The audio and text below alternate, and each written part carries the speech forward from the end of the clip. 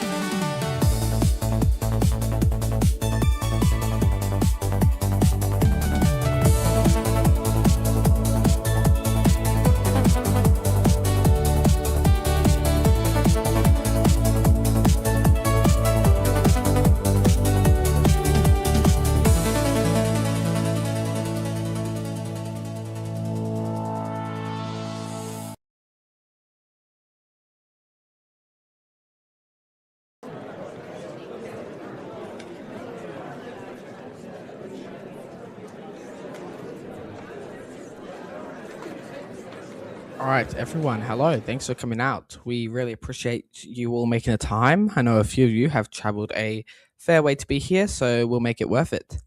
Today's a big one for us. We're officially announcing the Liberty program, along with a couple other major milestones and upcoming missions that all tie into where we're heading as a company. With me, I've got Mike, our head of launch operations, and Jim, the head of our Liberty program. Between the three of us, we will walk you through what we built, what we're testing, and what comes next. We've kept a lot of this fairly quiet while development's being underway, mostly because we want to make sure we actually had something to show, not just concepts and promises. So today's really about opening that up properly. Anyway, let's get started. Jim, go ahead. Thanks, Ben, and yeah, thanks everyone for coming here. This has been a long time coming. What we're talking about today is something that has been coming together quickly. This is the years of work across propulsion, structures, avionics, flight software, and operations. A lot of iteration, a lot of testing, and a lot of lessons learned the hard way. The Liberty program is our next generation launch system. The core idea behind it is pretty straightforward, but executing it is where things got difficult. We want a system that can launch heavy payloads reliably, support mission beyond low Earth orbit, and still be reusable where it matters. Liberty is a multi-stage vehicle. It consists of a core main stage, supported by solid rocket fuel boosters, followed by a second stage for orbital insertion, and then depending on the mission profile, a third stage integrated into the command and service module system. This allows us to support a wide range of missions from standard orbital payloads all the way through to lunar operations. In terms of scale, Liberty is a large vehicle. It's the largest rocket currently in development within our program, and it sits among the largest launch vehicles ever built. That brings its own set of challenges, especially structurally and operationally. Yeah, and from an operations perspective, the size alone changes how you approach everything. Transport, stacking, fueling, launch pad design, recovery. Nothing is small scale at that point. Exactly. Now, one of the key decision choices made early on was how we approach reusability. The first stage is designed to return and be recovered. Given its size, we're not attempting a precision landing back on a pad. Instead, we performed a controlled descent and use a parachute for ocean recovery. This approach reduces structural stress during landing and allows us to reuse major components without requiring extremely complex landing systems. The second stage is currently expendable. That's a deliberate decision to keep complexity manageable, and we validate the rest while we validate the rest of the system. And just to expand on that, trying to make every stage reusable from day one adds a lot of risk. So we're focusing on recovering the biggest, most expensive part first. Exactly.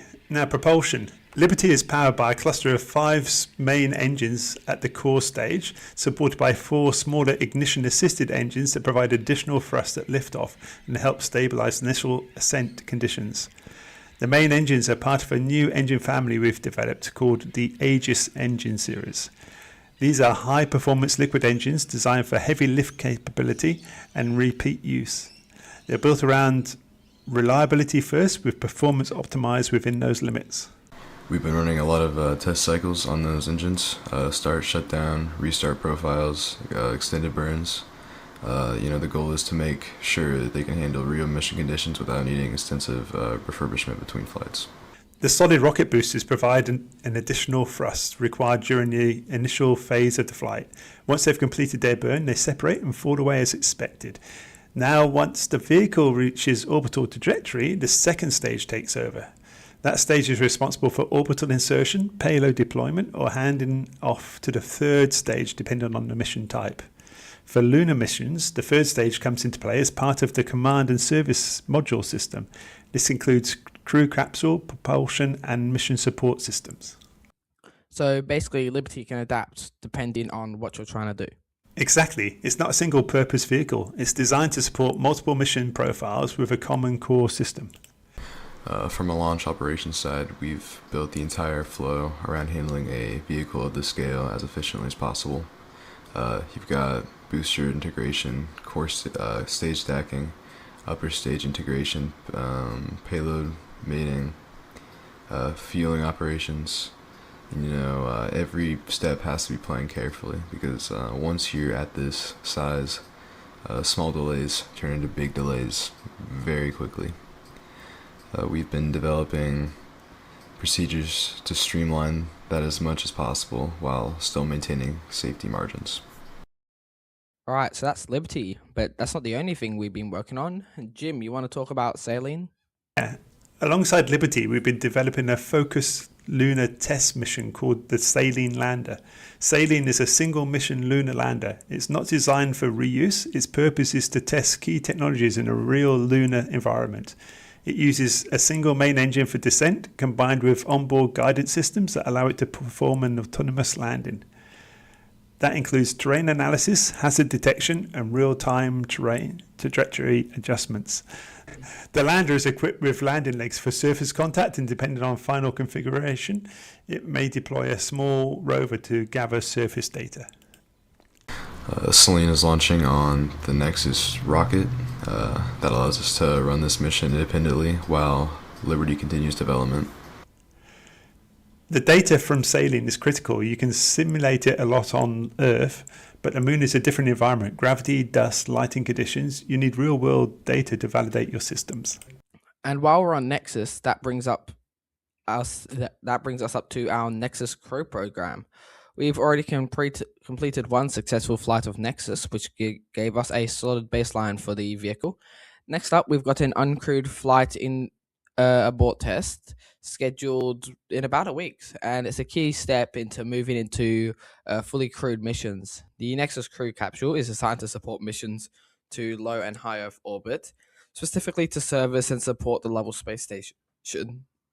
Nexus Crews are near-term human spaceflight capability. It allows us to start building operational experience with crewed missions while Liberty continues development for a larger scale operations. And the board system is a big part of that. We're putting a lot of focus on crew safety systems before we even think about putting people on board.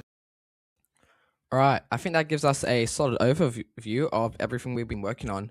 We've got the Liberty as our heavy lift system, Saline as our lunar test program, and the Nexus Crew as our entry into human spaceflight operations. There's a lot of detail we could go into, but we'll open up for now and take some questions. If you have any questions, feel free to put them in the YouTube live chat, but for now, let's answer some pre-submitted ones. Sure. At liftoff, you got ignition of 4 assist engines, followed by the 5 main IGUS engines, ramping up to full thrust.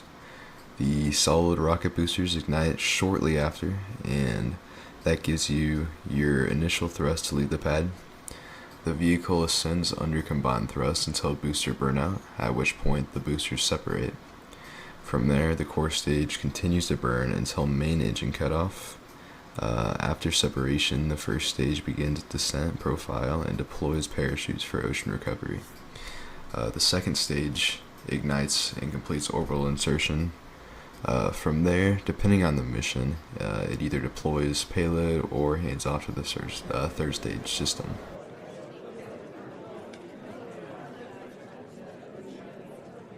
We're still finalising its exact numbers, but it's designed to handle heavy payloads, including crew systems and lunar mission components.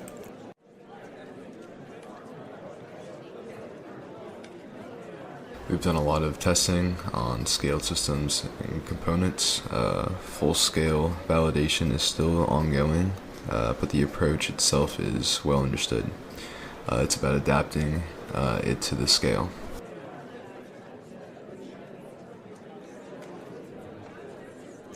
Saline will launch once we're confident in the landing systems. It's a one-shot mission, so we're taking time to get it right. If the abort test goes as expected, we'll move towards our first crewed mission, and that'll be a major milestone for us.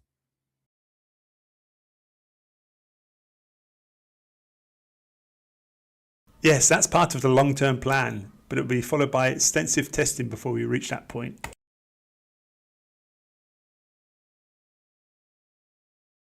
Integration, getting all systems working together reliably.